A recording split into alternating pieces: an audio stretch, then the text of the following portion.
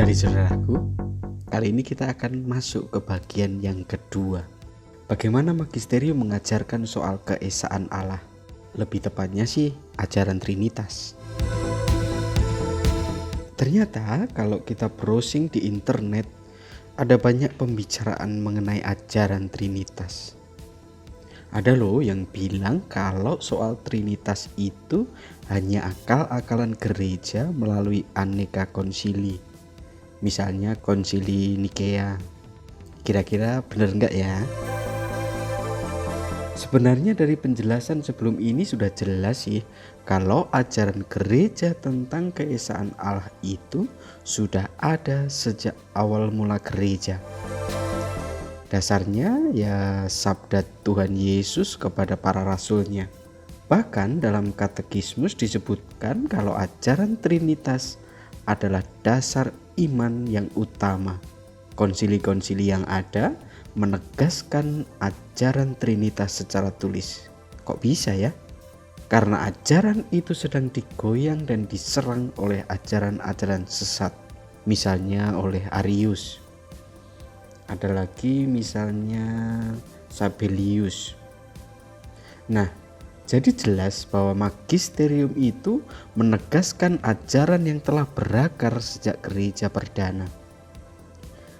Magisterium itu enggak membuat ajaran sendiri, apalagi menyelewengkan ajaran yang sudah ada sejak semula. Bagi saya sih, konsili-konsili itu justru memberi keyakinan kalau Allah tidak pernah meninggalkan gerejanya. Setiap kali gereja digoyang atau diserang oleh ajaran sesat, Allah menggunakan orang-orang kudusnya untuk melindungi ajaran gereja. Dengan demikian, gereja tetap setia pada ajaran Kristus sebagaimana telah diberikan kepada para rasulnya. Nah, sekarang saya akan mencoba meringkaskan ajaran magisterium. Pertama kita lihat dalam Katekismus Gereja Katolik nomor 253. Tritunggal adalah Allah yang satu. Jangan diartikan bahwa Bapa itu sepertiga, Putra sepertiga, Allah Roh Kudus juga sepertiga. Jangan diartikan juga kalau ada Bapa sendiri, ada Putra sendiri, ada Roh Kudus sendiri. Terus dihitung, loh kok ada 3? Bukan gitu kali. Tapi ketiga pribadi itu adalah sepenuhnya dan seluruhnya. Bapa adalah sama seperti Putra, Putra yang sama seperti Bapa, dan Bapa dan Putra adalah yang sama seperti Roh Kudus, yaitu satu Allah dengan kodrat yang sama. Karena kesatuan ini maka Bapa seluruhnya ada di dalam Putra, seluruhnya ada dalam Roh Kudus. Putra seluruhnya ada di dalam Bapa dan seluruhnya ada dalam Roh Kudus. Roh Kudus ada seluruhnya di dalam Bapa dan seluruhnya di dalam Putra.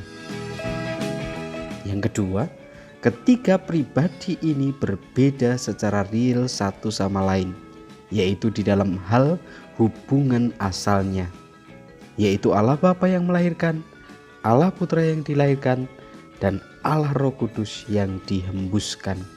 Bisa dilihat dalam Katekismus Gereja Katolik nomor 254.